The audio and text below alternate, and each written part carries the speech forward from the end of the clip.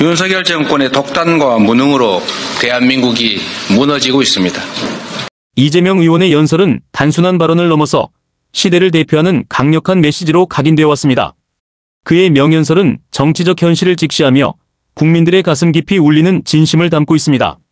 그가 전하는 말 한마디 한마디는 기존의 정치적 틀을 깨고 사회의 변화를 일으킬 힘을 지니고 있습니다. 오늘 연설은 2024년 신년 연설입니다. 주요 핵심적인 내용을 보자면 경제 문제를 좀 보겠습니다. 우리 경제는 지난해 외부 충격도 없이 1%대 성장이라는 역대급 위기를 겪었습니다. 지금도 그 침체는 지속 중입니다. 잃어버린 30년 장기 침체 중인 일본에마저 성장률을 역전당했습니다. 고물가고 금리의 한파까지 겹친 요즘 돈을 아끼느라 카공족들은 공공도서관으로 어르신들은 구청 로비에서 시간을 보낸다고 합니다. 불황이 지속되면서 배달음식에 껴온 음료까지 중고시장에 내다 파는 일이 성행합니다. 마른 수건 짜듯 생활비를 아껴봐도 이자의 월세 감당이 벅찬 게 우리 국민들의 삶의 현실입니다. 윤석열 정부는 임기 초부터 지금까지 꾸준하게 초부자 감세를 추진해왔습니다. 초부자 감세로 경제가 성장할 것이라면서 있지도 않은 이른바 낙수 효과를 내세웠지만 실제 현실은 어떻습니까? 성장은커녕 막대한 세수 결손만 초래하고 재정 부족에 따른 서민지원 예산 삭감, 아인드디 예산 대규모 삭감을 불러왔습니다. 부동산 PF 문제, 폭발 직전에 이른 금융 위험도 대책을 찾지 못한 채 레고랜드 사태처럼 뒷북을 치거나 미루기만 하고 있습니다. 문제가 생겼을 때 신속한 대책을 마련하는 것이 정부의 역할 아니겠습니까? 그런데 해법은 없이 대통령이 격노했다는 이런 이야기만 들려옵니다. 물가가 오르니까 기업의 팔을 비틀고 이자가 부담되니까 은행의 팔을 잡아당깁니다. 금감원장도 대출금리부터 취약차주 대책까지도 건건히 금융사 사장단을 불러 모으는 게 일입니다. 제대로 하는 일이 없으니 제대로 되는 일이 있겠습니까? 민생은 고사 직전이고 경제는 심각한 침체입니다. 먹고 사는 문제를 등한시한 윤석열 정권 2년의 적나라한 성적표입니다. 이러다 정말 전쟁 나는 것 아닌가 하는 국민들의 불안과 공포가 광범위하게 퍼져가고 있습니다. 갈루치 전 북핵 특사의 동북아 핵전쟁 발생 가능성 발언에 이어서 북한이 몇 달 안에 한국에 치명적 공격을 할 가능성이 있다는 미 정부 관계자의 전망까지 나왔습니다.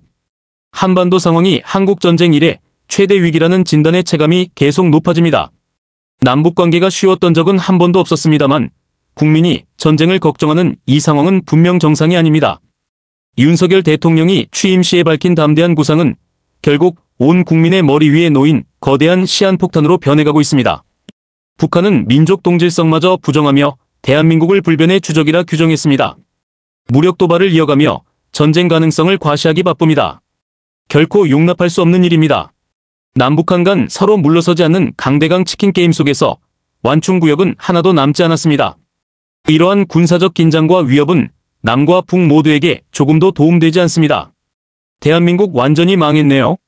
우리나라 합계 출산율을 본 인구 전문가인 한 미국 교수가 이렇게 소리쳤다고 합니다. 한국 완전히 망했네요. 외면하고 싶던 그러나 가장 본질적인 우리 안의 위기가 전 세계에 고스란히 드러난 순간이었습니다. 대한민국은 인구 감소로 지구에서 사라지는 첫 국가가 될 것이다. 우리 사회의 인구 위기에 관한 암울한 예측입니다. 특단의 대책이 필요합니다. 2006년 이후 약 380조 원의 예산이 투입됐지만 대증요법만 남발된 결과가 되었습니다. 그러다 보니 그렇게 많은 예산을 쏟아 붓고도 나아진 게 없다는 비판만 넘쳐납니다. 지금 국가는 무엇을 하고 있습니까? 윤석열 정권은 노동시간 연장을 시도하고 노동자의 비극적 죽음을 부르는 위험한 노동환경을 눈 감고 있습니다. 자산소득의 양극화, 그리고 경제 악화로 희망은 절망으로 변하고 있습니다. 희망이 사라지고 무한 경쟁만 남은 정글사회에서 출생에 따른 부담이 오롯이 개인에게 지워져 부모의 삶을 짓누르는 이러한 사회에서 아이 낳을 엄두가 나겠습니까? 아이를 낳으면 일자리가 위협받는데 부모의 조건에 따라 아이 미래가 다른데 아이 가질 생각을 쉽게 할 수 있겠습니까?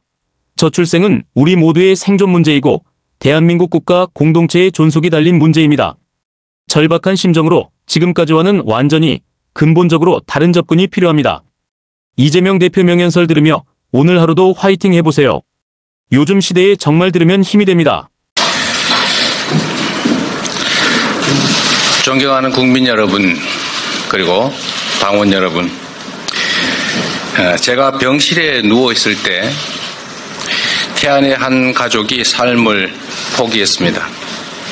9살 딸 투병으로 인한 경제적 고통을 더 이상 감당할 수가 없었기 때문이라고 합니다. 저는 불의의 사고에도 많은 분들의 도움으로 무사히 살아 돌아왔습니다. 그러나 지금 이 순간에도 한숨 짓고 눈물 흘리면서 생사를 고민하는 분들이 계십니다. 이분들의 손을 누가 잡아주겠습니까? 이런 분들을 살리는 정치가 돼야 됩니다. 각자 도생으로 내몰아 죽이는 정치가 아니라 함께 사는 세상을 만들기 위해 정치가 제 역할을 해야 됩니다. 2024년 오늘 겹겹의 위기가 우리 국민의 삶을 위협하고 있습니다. 세계의 주목을 받던 대한민국 경제가 추락 중이고 때 아닌 전쟁 위기가 몰려오고 있습니다. 인구 감소로 국가 존속을 걱정해야 하고 아시아 제일로 평가받던 민주주의가 파괴되고 있습니다. 우리 대한민국이 민생, 전쟁, 저출생, 민주주의라는 측면에서 4대 위기에 처했습니다. 윤석열 정권의 독단과 무능으로 대한민국이 무너지고 있습니다. 경제 문제를 좀 보겠습니다. 우리 경제는 지난해 외부 충격도 없이 1%대 성장이라는 역대급의 위기를 겪었습니다. 지금도 그 침체는 지속 중입니다. 잃어버린 30년, 장기 침체 중인 일본에 마저 성장률을 역전당했습니다. 고물가 고금리에 한파까지 겹친 요즘 돈을 아끼느라 가공족들은 공공도서관으로, 어르신들은 구청 로비에서 시간을 보낸다고 합니다.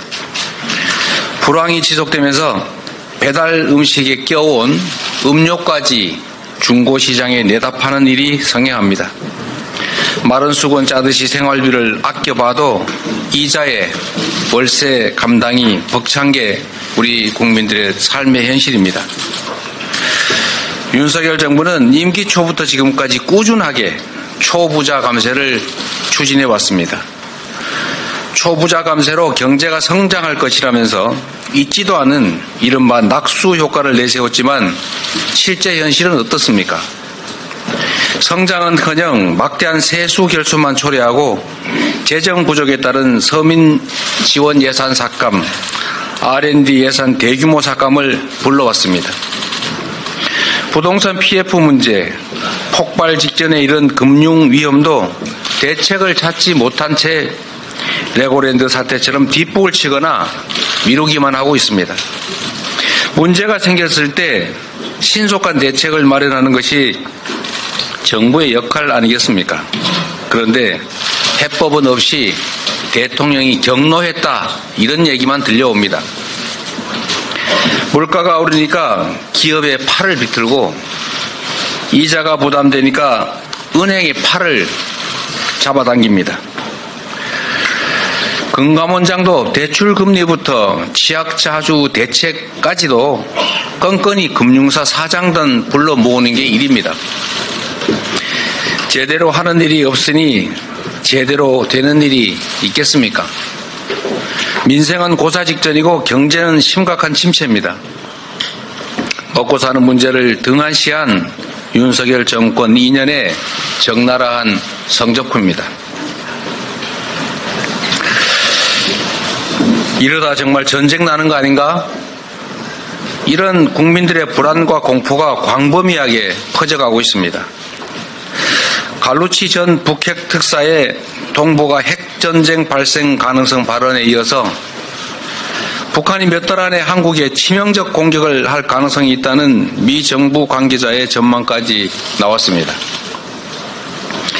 한반도 상황이 한국 전쟁 이래 최대 위기라는 그런 진단의 체감이 계속 높아집니다. 남북 관계가 쉬웠던 적은 한 번도 없었습니다만 국민이 전쟁을 걱정하는 이 상황은 분명 정상이 아닙니다. 윤석열 대통령이 취임 시에 밝힌 담대한 구상은 결국 온 국민의 머리 위에 놓인 거대한 시한폭탄으로 변해가고 있습니다. 북한은 민족 동질성마저 부정하며 대한민국을 불변의 주적이라 규정했습니다. 무력 도발을 이어가며 전쟁 가능성을 과시하기 바쁩니다. 결코 용납할 수 없는 일입니다. 남북한 간 서로 물러서지 않는 강대강 치킨 게임 속에서 완충 구역은 하나도 남지 않았습니다. 이러한 군사적 긴장과 위협은 남과 북 모두에게 조금도 도움이 되지 않습니다. 연평도, 철원, 파주 주민들은 9.19 남북 군사 합의를 복원하고 남북 대화를 시작해달라고 기자회견까지 하며 호소합니다. 연평도에는 13년 만에 대피령이 내려졌고 주민들은 생존 위협에 시달리고 있습니다. 휴전선 부근 주민들은 민간단체의 대북전단 살포, 군의 무인 정찰기 가동 때문에 무력 충돌이 벌어지지 않을까 전전긍긍합니다.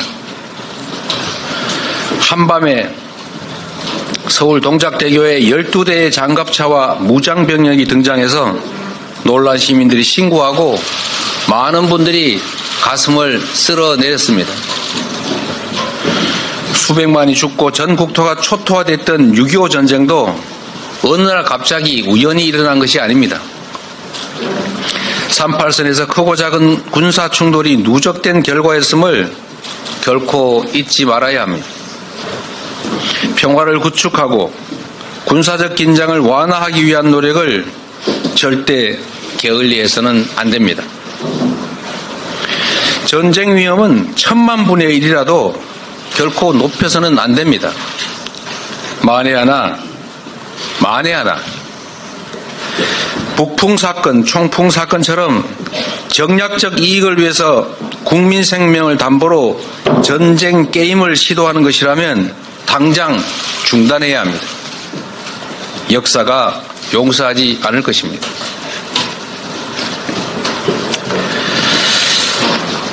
대한민국 완전히 망했네요. 우리나라 합계 출산율을 본 인구 전문가인 한 미국 교수가 이렇게 소리쳤다고 합니다. 한국 완전히 망했네요. 외면하고 싶던 그러나 가장 본질적인 우리 안의 위기가 전 세계에 고스란히 드러나는 순간이었습니다. 대한민국은 인구 감소로 지구에서 사라지는 첫 국가가 될 것이다. 우리 사회의 인구 위기에 관한 암울한 예측입니다. 특단의 대책이 필요합니다. 2006년 이후 약 380조 원의 예산이 투입됐지만 대증요법만 남발된 결과가 됐습니다. 그러다 보니 그렇게 많은 예산을 쏟아붓고도 나아진 게 없다라는 비판만 넘쳐납니다. 지금 국가는 무엇을 하고 있습니까? 윤석열 정권은 노동시간 연장을 시도하고 노동자의 비극적 죽음을 부르는 위험한 노동 환경을 눈 감고 있습니다. 자산 소득의 양극화 그리고 경제 악화로 희망은 절망으로 변하고 있습니다. 희망이 사라지고 무한 경쟁만 남은 정글 사회에서 출생에 따른 부담이 오롯이 개인에게 지워져서 부모의 삶을 짓누르는 이런 사회에서 아이 낳을 염두가 나겠습니까? 아이를 낳으면 일자리가 위협받는데 부모의 조건에 따라 아이 미래가 다른데 아이 가질 생각을 쉽게 할 수 있겠습니까? 저출생은 우리 모두의 생존 문제이고 대한민국 국가 공동체의 존속이 달린 문제입니다. 절박한 심정으로 지금까지와는 완전히 근본적으로 다른 접근이 필요합니다. 대한민국의 주인은 국민인데 윤석열 정부는 국민을 거부합니다. 국회가 국민의 의지를 반영해서 통과시킨 법들은 압도적 국민의 의지와는 달리 대통령의 거부권에 저지됐습니다. 엄동설안에 오체투지하며 진상규명을 호소하는 이태원 유가족들의 간절한 바람은 끝내 외면당했습니다. 국민의 생명을 지켜주지도 못한 국가가 이제 국민 주권마저 부정한 것입니다. 윤석열 정권의 권력남용으로 법치주의와 삼권분립, 언론 자유와 시민 참여 같은 우리 사회를 지탱하던 기본적 시스템이 무너졌습니다.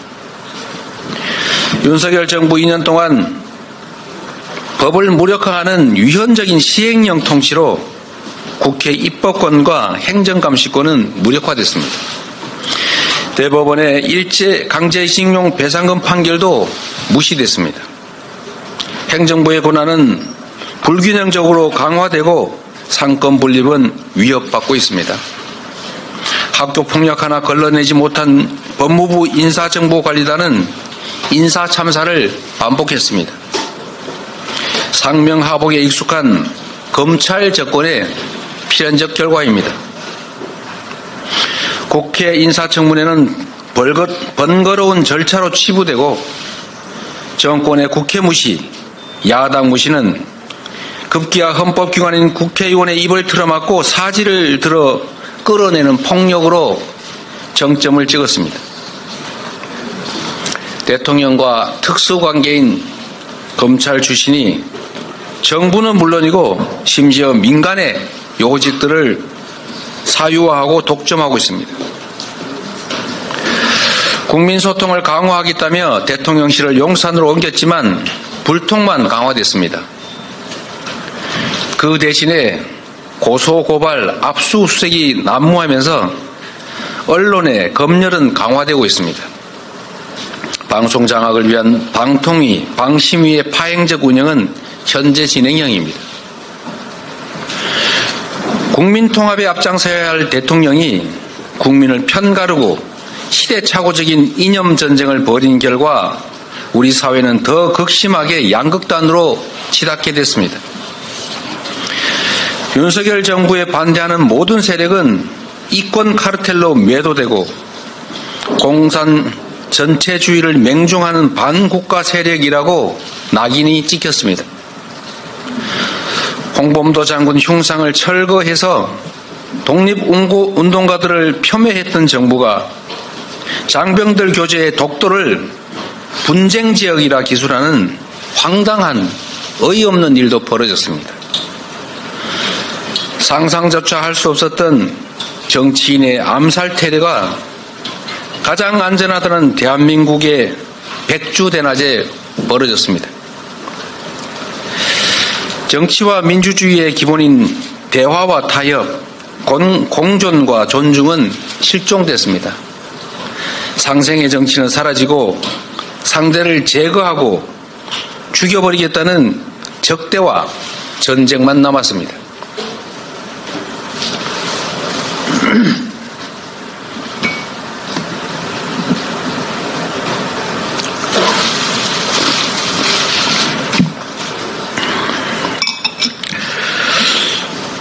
국가적 위기 때마다 슬기롭게 위기를 해결해온 위기 해결사 민주당이 이 위기를 해결하고 새로운 희망을 만들어내겠습니다. 4대 위기보다 더 심각한 것은 위기를 수습해야 할 정부가 위기를 만들어 왔고 위기를 위기로 인식하지 못한다는 것입니다. 지난 2년간 윤석열 정부는 주권자인 국민의 뜻을 무시한 채 정적 죽이기에만 올인했습니다. 정치는 실종되고 일방통행식 통치와 지배가 횡행했습니다.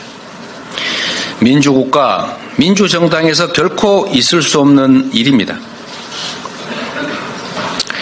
권력투쟁에만 몰두하는 정부 여당은 민생 경제 위기를, 평화 위기를, 인구 위기를, 민주주의를 악화시켰습니다.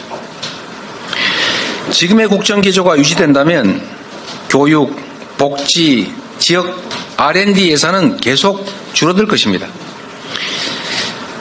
기후위기 대책, 에너지 정책도 퇴행할 것입니다. 노동시간은 늘어나고 워라밸은 더 요원해질 것입니다. 지역 균형 발전은 미뤄지고 어려운 사람들은 더 어려워질 것입니다. 시민은 목소리를 잃고 언론은 앵무새를 강요당하고 법과 제도는 소수 특권층을 위한 지배 도구가 될 것입니다.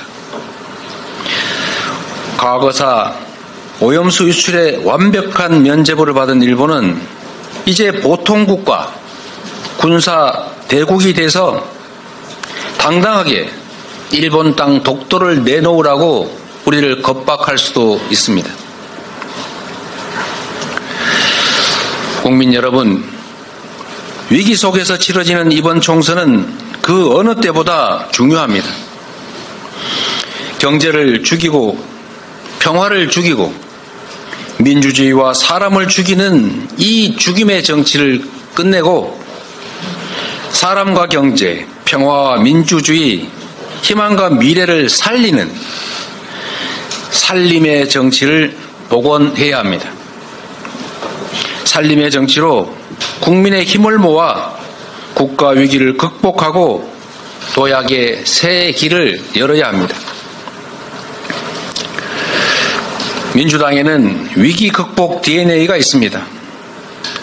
IMF 금융위기, 박근혜 탄핵 공백을 극복하고 코로나 위기를 모범적으로 이겨낸 더불어민주당이 무너지는 대한민국을 바로 세우겠습니다. 새롭게 시작하겠습니다. 이번 총선에서 반드시 승리해 윤석열 정부가 불러온 이 국정 위기를 극복해 나갈 것입니다. 모든 문제의 핵심은 경제, 바로 국민의 먹고 사는 문제입니다. 경제위기 해법 없이는 백약이 무효입니다. 추세적인 저성장을 막고 지속적 성장을 가능하게 하는 생존 전략을 마련해야 합니다. 현재도 진행 중인 끝모를 경제 추락을 막고 위기를 기회로 바꿀 비전과 전략이 반드시 필요합니다.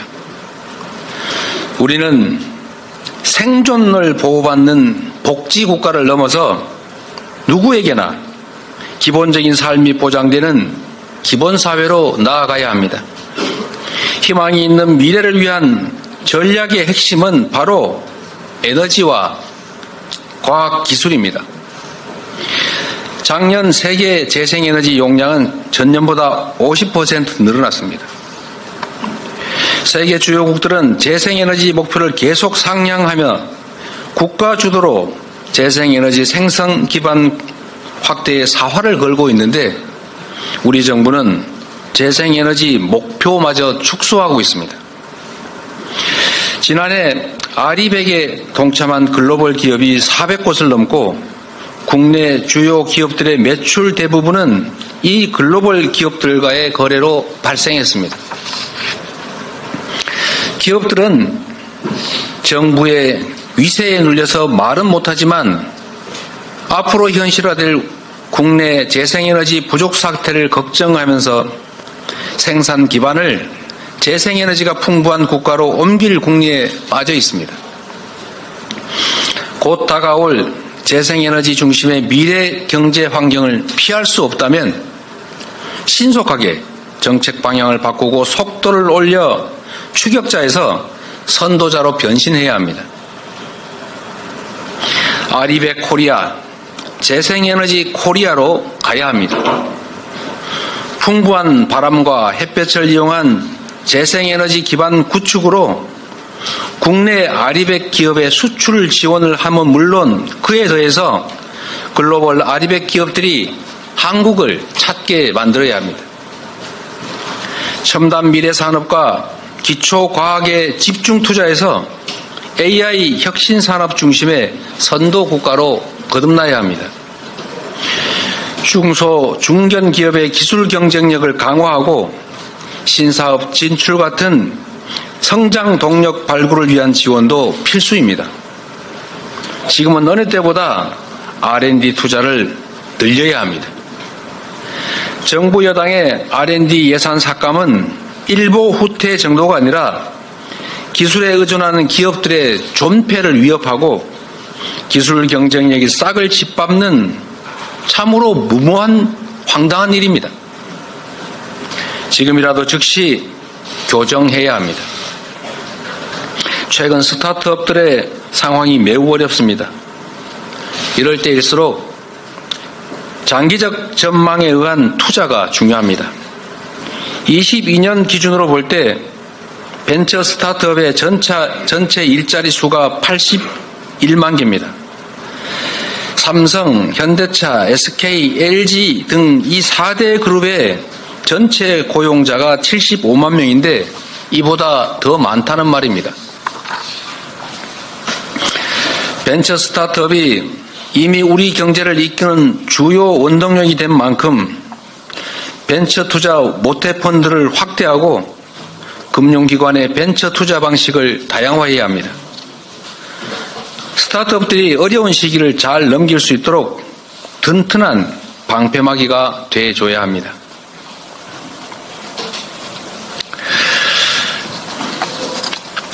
동해로 서해로 연일 무력 도발을 하는 북한을 강력히 규탄합니다. 김정은 위원장은 민족의 통일 소망을 헌신짝처럼 내버리고 있습니다. 냉전 시대보다 못한 퇴행으로 북한 주민들을 사지로 몰고 있습니다. 김정은 위원장은 모두에게 유해한 일체 적대 행위를 즉각 중단해야 합니다. 핵 위협과 무력 도발을 통해 얻을 것은 아무것도 없습니다. 국제적 고립과 주민 궁핍이라는 비참한 결과만 초래할 것입니다. 김정은 정권이 핵전쟁으로 남한을 위협하는 것은 평화 통일을 바라는 온결의 염원을 저버리는 일이자 민족 공멸의 길로 들어가는 것입니다. 북한은 하루빨리 대화의 길로 나와야 합니다. 한반도 운명의 당사자는 우리 자신입니다. 현재의 강대강 무력 대치가 상승작용을 일으켜 무력 충돌로 이어지는 것을 막는 것이 급선무입니다. 우리 정부는 우발 충돌이 전면전으로 확대되지 않도록 최선을 다해야 합니다. 윤석열 정부는 전쟁 방지, 평화의 핫라인부터 즉각 복원하십시오. 핫라인은 적대국 간에도 심지어 전쟁 중에도 존재합니다. 무고한 국민과 청년들이 피할 수 있는 불필요한 무력 충돌로 희생양이 되는 일은 결코 없어야 합니다. 한미동맹을 강화하고 서방과의 협력을 확대하면서도 여당의 노태우 정권이 열어왔고 민주당 정권이 확장한 북방 외교를 포기하면 안 됩니다. 동북아 교류 협력 확대, 한반도 주변의 평화 구축, 그리고 우리 경제 성장의 주요 발판 중 하나가 되었던 북방 외교 복원에 노력해야 합니다.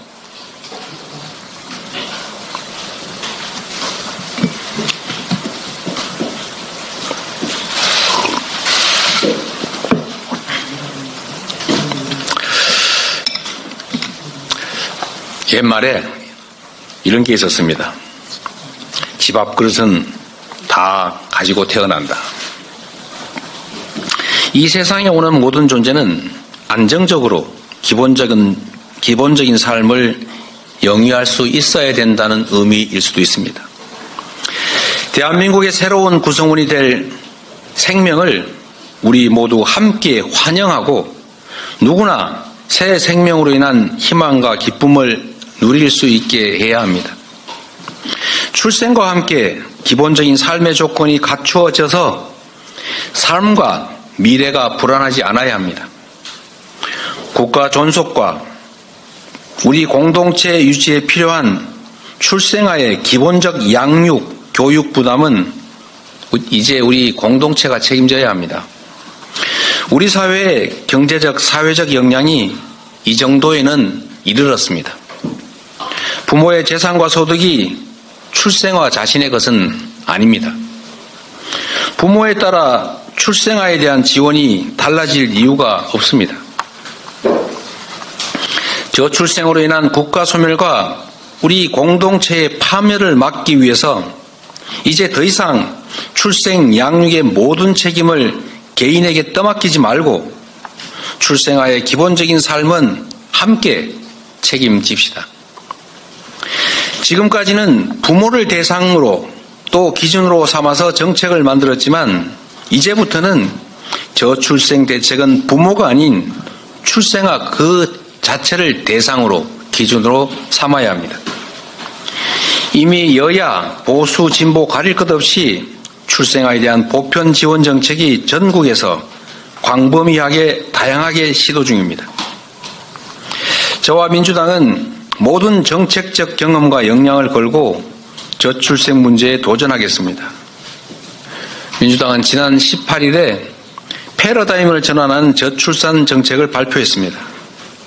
결혼, 출산, 양육을 망라하는 정책 패키지를 통해서 모든 출생아의 기초자산 형성을 국가가 직접 지원하고 주거 지원 같은 출산과 돌봄에 대한 국가 책임을 강화하고자 했습니다.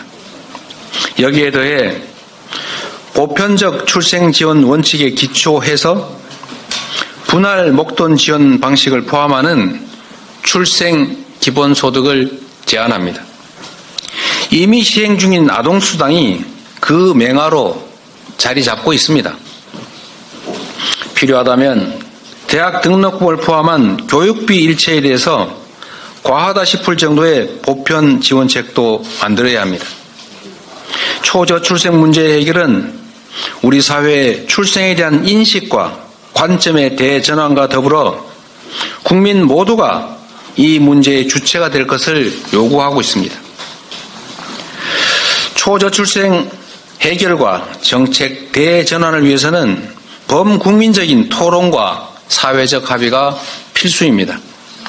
여야 정과 산학연을 아우르는 범국민 저출생 대화기구를 제안합니다. 세계 최악의 저출생에 따른 인구 감소국 전환으로 국가 소멸이 우려되는 우리 대한민국은 세계 최초로 초저출생 해결을 위한 보편적 출생 지원, 출생 기본소득을 실험하고 도입할 정책적 지혜를 요구받고 있습니다. 민주당은 아이가 고생과 부담인 사회, 아이 낳기가 두려운 사회가 아니라 아이를 함께 키우는 사회, 출생이 기쁨이자 행복인 사회를 만들어 가겠습니다. 근본적인 저출생 대책을 종합적으로 제시해 가겠습니다. 존경하는 국민 여러분, 역사 속의 민주당, 국민이 기대고 응원했던 민주당으로 일신 또 일신하겠습니다. 국민이 기대하는 유능하고 민주적이고 강한 민주당이 되겠습니다. 그것이 위기 속의 국민과 대한민국을 구하는 길이자 민주당 스스로를 구하는 길이라 믿습니다. 폭넓은 연대와 협력을 바탕으로 국민과 함께 공포와 절망을 이겨내고 민생, 경제, 민주주의, 평화를 복원하겠습니다. 언제나 기회보다 위기가 더 많았던 고된 삶 속에서 뼈에 새겨진 배움이 하나 있습니다. 그것은 바로 기회 속에도 위험이 도사리는 만큼 모든 위기에는 기회가 숨겨져 있다는 것입니다. 저는 지금 우리가 겪는 이 위기조차도 평화와 민주주의의 가치를 다시 체감하고 근본적 체질 전환을 통해 함께 사는 새로운 희망 세상을 만드는 기회가 될 것이다 확신합니다. 소득, 주거, 금융, 교육, 의료 등 모든 영역에서 우리 국민의 기본적인 삶이 보장되는 사회, 평화와 공존의 문화 위에 민주주의가 만개하고 국민 모두가 희망을 안고 함께 사는 세상으로 나아가야 합니다. 또 그렇게 할 수 있습니다. 이번 총선은 대한민국이 잃어버린 비전을 되찾는 날입니다. 무너져가는 대한민국을 바로 세우는 마지막 기회입니다. 4월 총선은 우리 국민이 힘겹게 이뤄온 민생과 민주주의, 평화를 다시 일으켜 세우고 지속 가능한 대한민국을 다시 만드는 날이 되어야 합니다. 깨어있는 시민들이 있기에 희망이 있습니다. 행동하는 국민들이 있기에 용기가 생깁니다. 민주주의는 저절로 만들어지지도 저절로 지켜지지도 않습니다. 민주주의는 깨어있는 시민의 행동으로 더 단단하고 더 크게 성장합니다. 국민을 위한 정치도 우리 국민들께서 두 눈 부릅뜨고 요구해야 가능합니다. 국민과 함께 대한민국의 비전과 희망, 미래를 반드시 되찾겠습니다. 고맙습니다.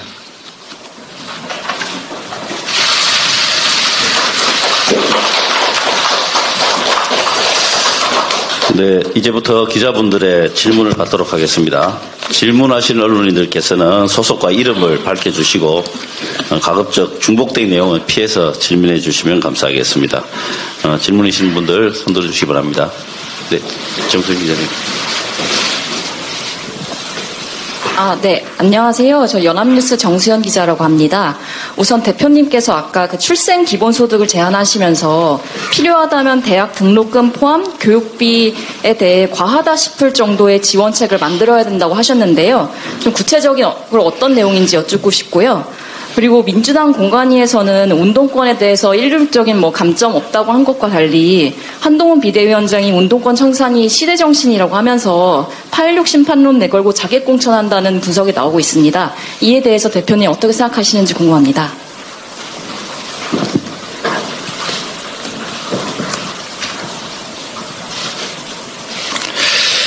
네. 출생기본소득에 더해서 그 외에도 많겠지만 우리 부모님들이 갖는 부담 중에 또 큰 부분이 교육비입니다. 지금까지는 아이를 낳아 기르는 것이 개인의 행복을 위한 것이었고 또 아이를 교육시키는 것이 개인적인 성공과 출세를 위한 개인적인 욕망의 발로, 그러니까 그 비용도 당연히 개인이 부담하는 것이다, 이렇게 받아들여졌습니다.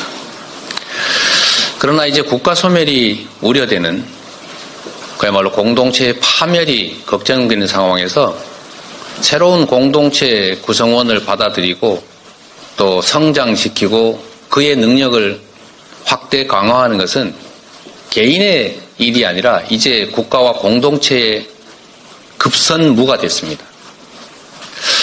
마치 병사들, 군대가 전쟁에 이기기 위해서 병사들을 훈련시킬 때 너 자신이 살아남기 위해서 각자 능력껏 더 나은 훈련 돈 들여서 하고 좋은 무기 각자 더 구매하고 이런 식으로 가면 안 되는 것 당연하지 않습니까?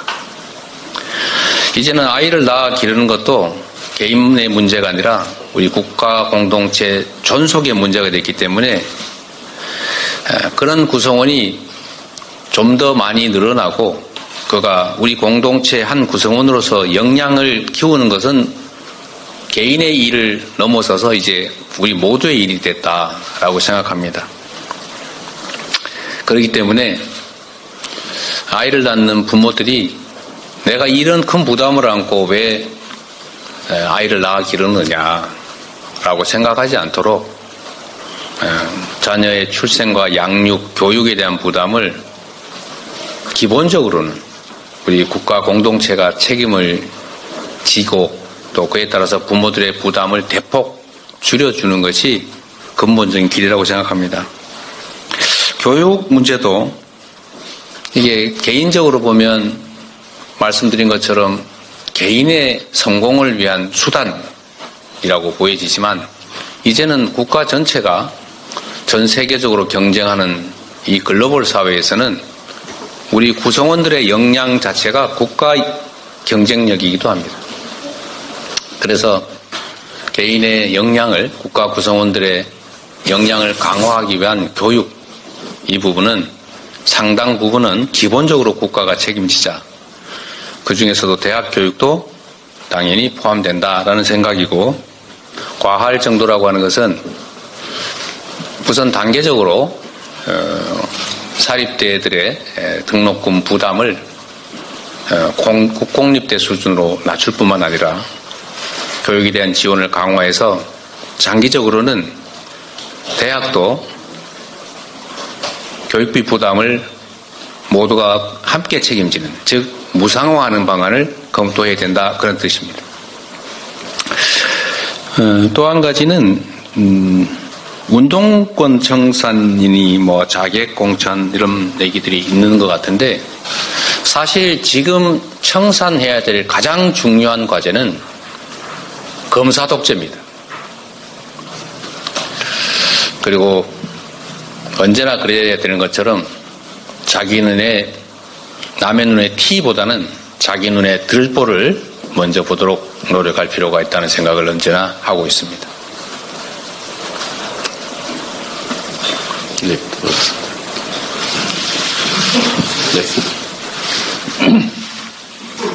네, 전자신문 최기찬 기자입니다. 네, 복귀하신 거를 축하드립니다. 네. 그 대표가 되신 지도 이제 1년 반 정도가 되셨는데, 좀 1년 반 정도 지나면서 좀 가장 큰 성과가 어떤 건지 좀 말씀을 해주시면 좋을 것 같고요. 그리고 사실 복귀를 하시면서 이제 극단적인 정치를 끝내겠다고 말씀을 하셨는데, 사실 공천 과정이 진행되면서 극단적인 그 부분이 좀 더 심해지고 있는 것 같습니다. 양극화된 정치를 끝내기 위한 대표님만의 어떤 보관이 있는지 좀 궁금합니다.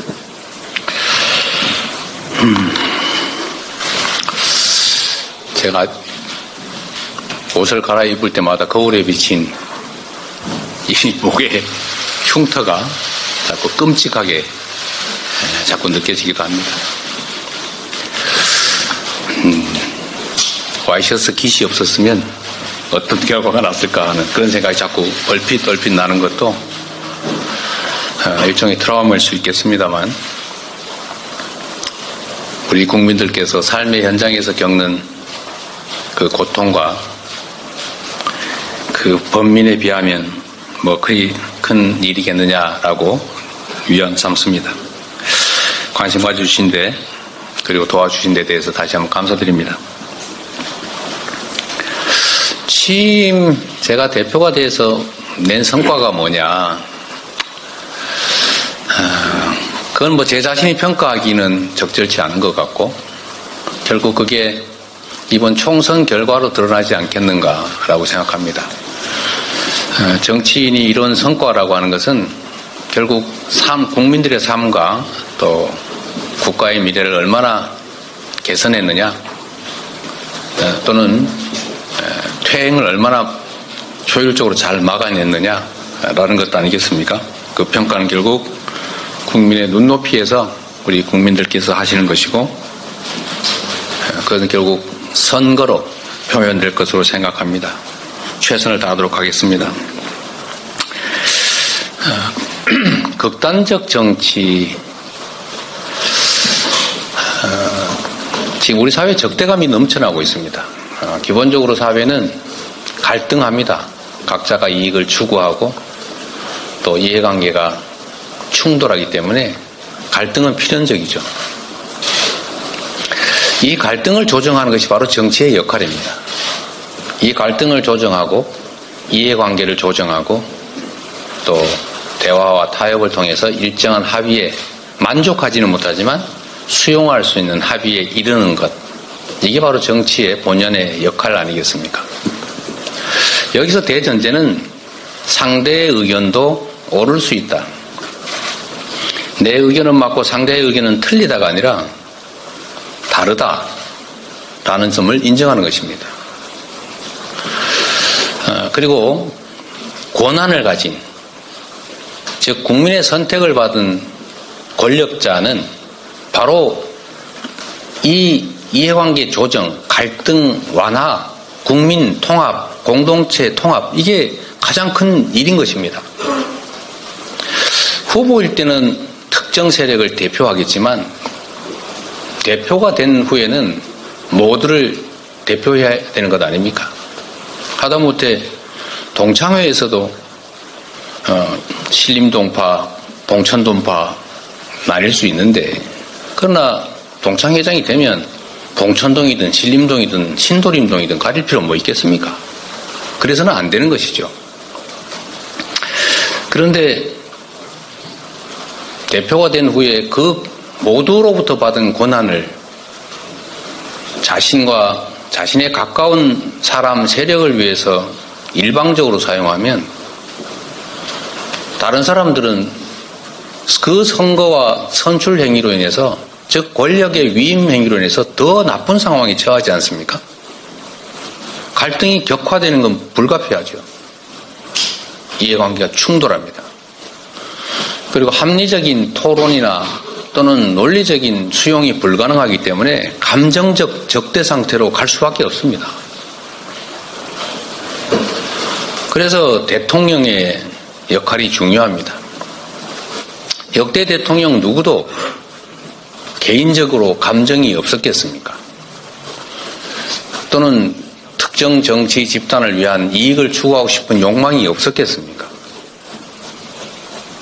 인간이기 때문에 당연히 있지만 공인으로서 개인이 아닌 국민으로부터 모두를 위해 일할 수 있는, 일해야 하는 힘, 즉 권력을 부여받았기 때문에 그 사적 욕망을 절제하고 공적 이익을 위해서 그 권한을 공정하게 행사하기 위해 노력하지 않습니까?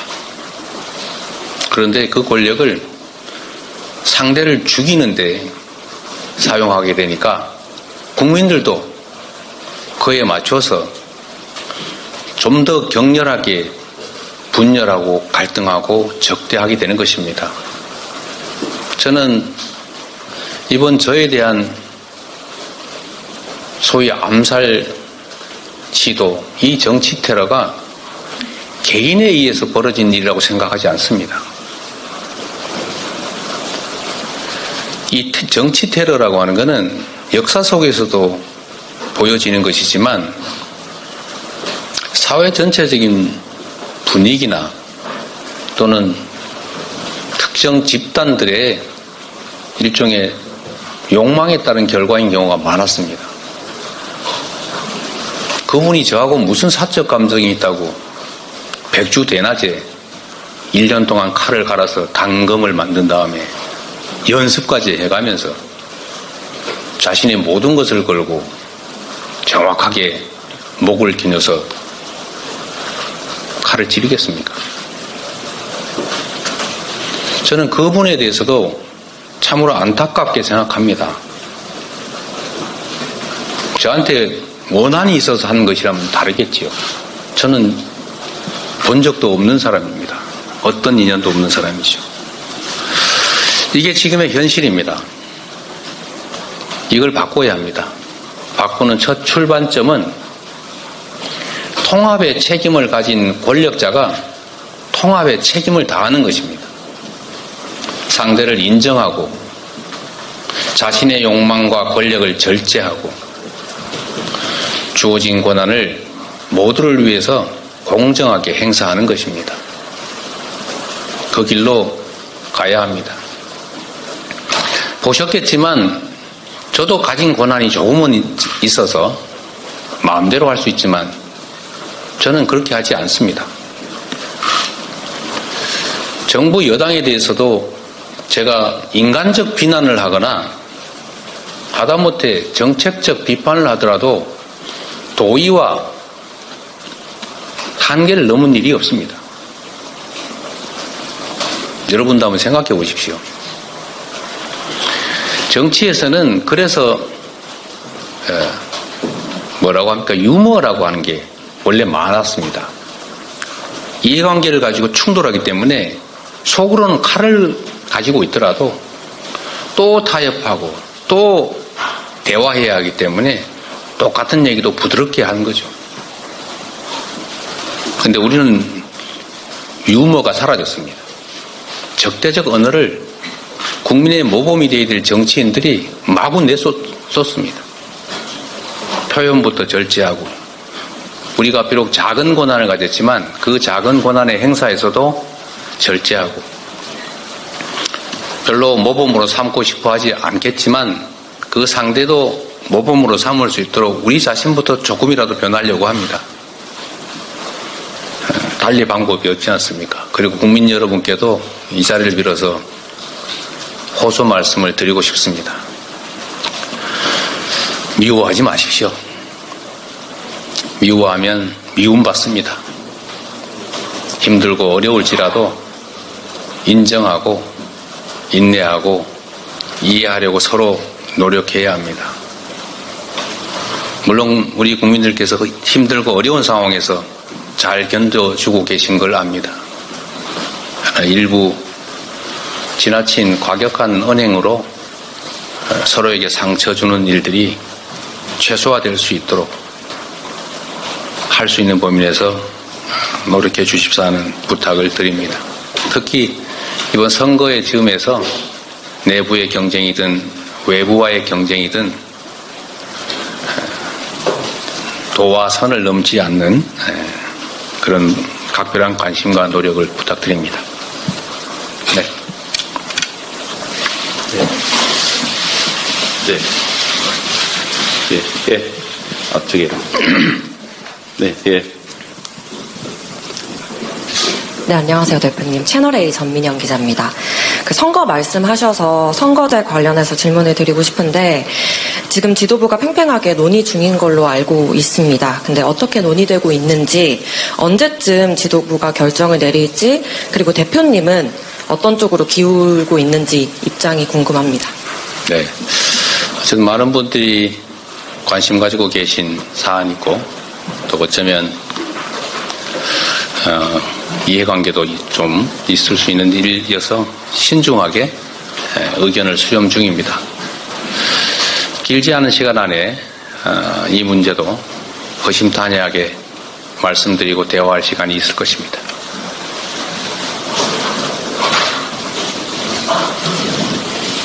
네.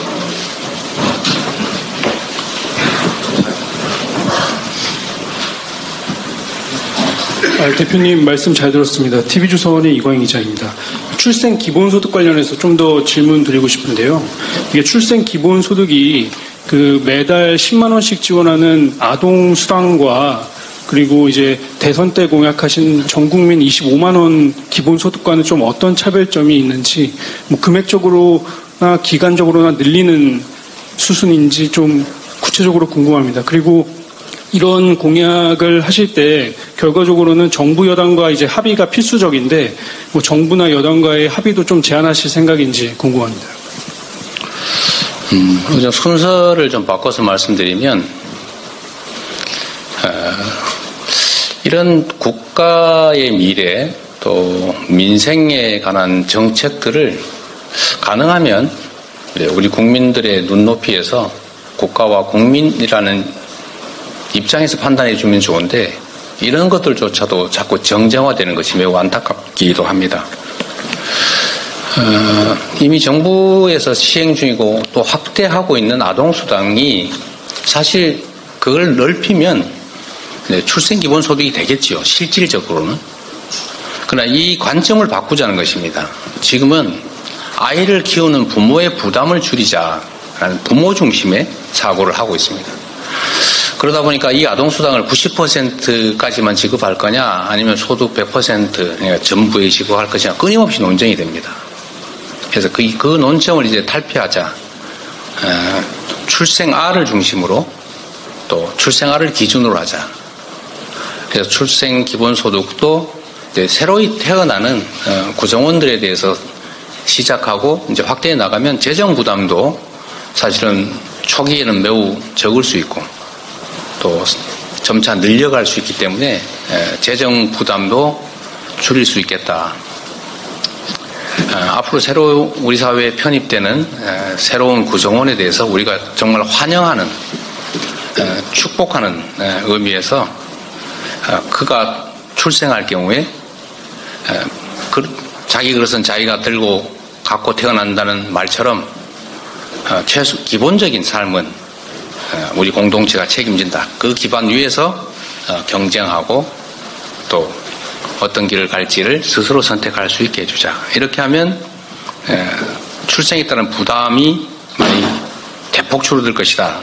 그리고 지금은 아이를 많이 낳으면 더 지원한다. 이런 건데 어쩌면 역차별일 수도 있지 않습니까? 아이를 하나 낳으면 지원 별로 안 하고 둘 낳으면 지원 하고 셋 낳으면 더 많이 하고 또 사실은 출생아 기준으로 보면 참 황당한 얘기인 거죠.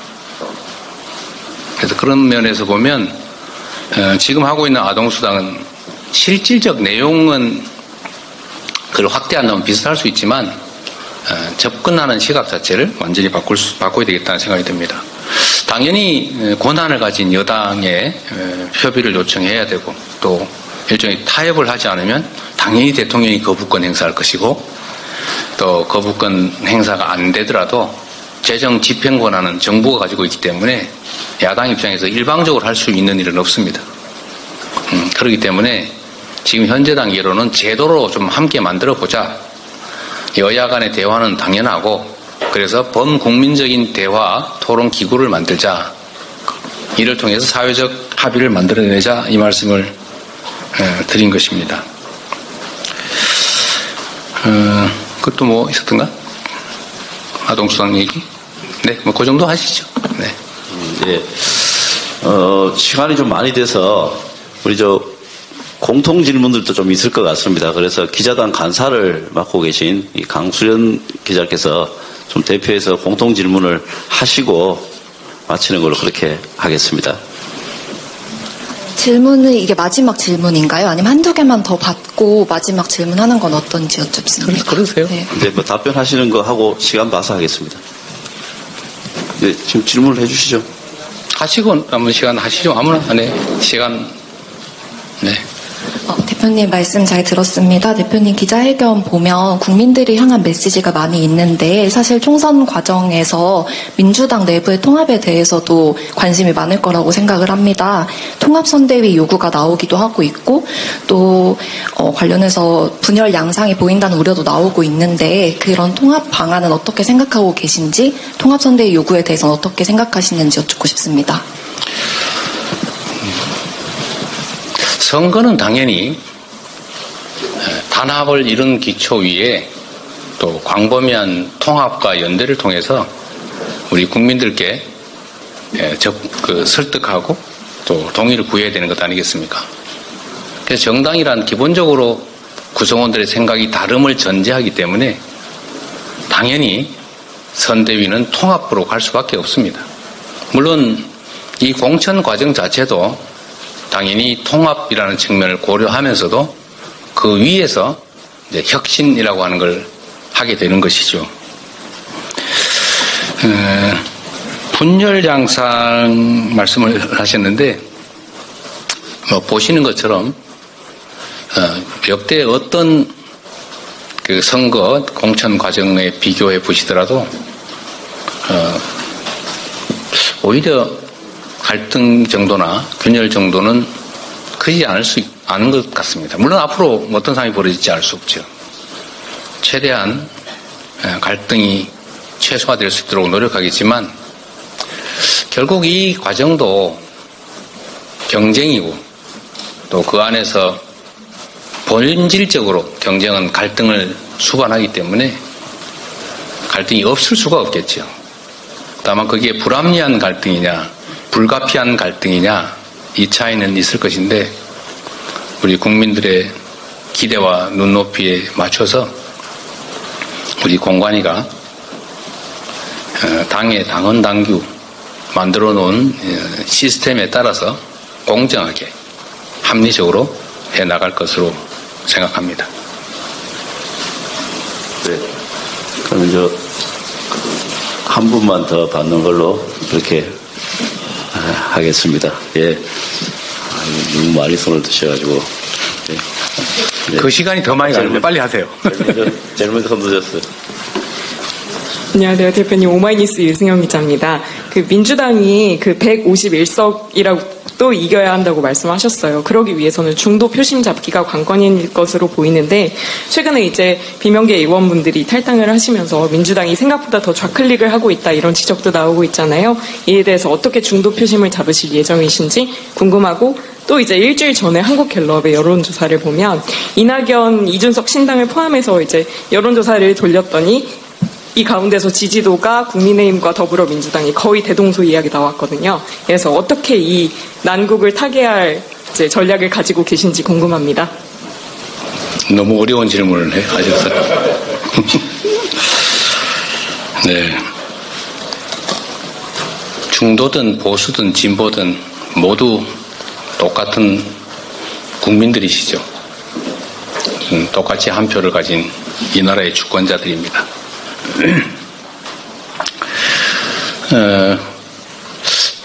모두가 동의하는 일이란 사실 정치에서는 없는 거죠. 그건 정치가 할 일은 아닙니다. 정치는 본질적으로 의견이 다른 거죠. 다른 부분을 해결하는 것이 정치이기도 합니다. 저는 중도라고 표현되는 분들을 중간이라고 생각하지는 않습니다.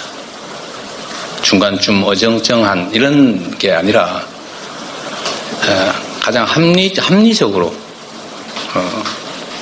선택하는 분들이다. 그런 생각을 하기 때문에 우리가 내는 정책 또 우리가 선보이는 후보 이런 분들이 또 이런 면들이 가장 합리적으로 봤을 때 유능하고 또 국민이 원하는 그 역할을 제대로 해낼 인물이다. 또 이들을 통해서 우리의 삶을 이런 방향으로 더 잘 바꿔주겠다라고 믿을 수 있게 하면 저는 우리 국민들께서 또 중도층이라고 불리는 분들께서도 선택해 주실 것으로 생각합니다. 모두가 동의하지만 사실 야당의 역할은 집행 권한이 없기 때문에 본질적으로 여당을 견제하는 게 주된 역할일 수밖에 없습니다. 이번 선거는 그래서 이 윤석열 정권의 퇴행과 폭주를 막는 선거입니다. 그리고 그에 더해서 당연히 더 나은 미래를 약속하고 또 그 미래에 대해서 확신하고 또 그 새로운 미래를 함께 개척해 나가는 첫 출발점이기도 하겠지요. 중도 표심을 얻는 일들은 정말로 국민의 눈높이에 맞게 사적 이익이나 네 편 내 편 가리지 않고 국민들이 바라는 결과물을 제시하는 것이 아닐까 그렇게 생각합니다. 그리고 말씀하신 것처럼 저는 이번 선거가 우리 민주당에게 매우 어려운 선거라고 생각합니다. 목표는 일당이 되는 것이고 최대로 목표치를 올린다면 151석을 하는 것이다. 그게 결코 쉬운 일이 아니고 정말로 많은 노력을 기울여야 가능성이 남아있는 그런 엄중한 상황이라고 생각하고 있습니다. 그렇기 때문에 공천이든 선거든 거의 맞춰서 낮은 자세로 절박한 심정으로 최선을 다하려고 합니다. 네. 이상으로 마쳐도 될까요? 네. 네. 또 질문은 나중에 또 다른 기회를 만들어서 또 대표님 말씀 듣는 기회 갖도록 하겠습니다. 네. 이상으로 이재명 당대표 2024년 신년 기자회견을 마치도록 하겠습니다. 참석해주신 언론인 여러분들 감사합니다. 네, 고맙습니다.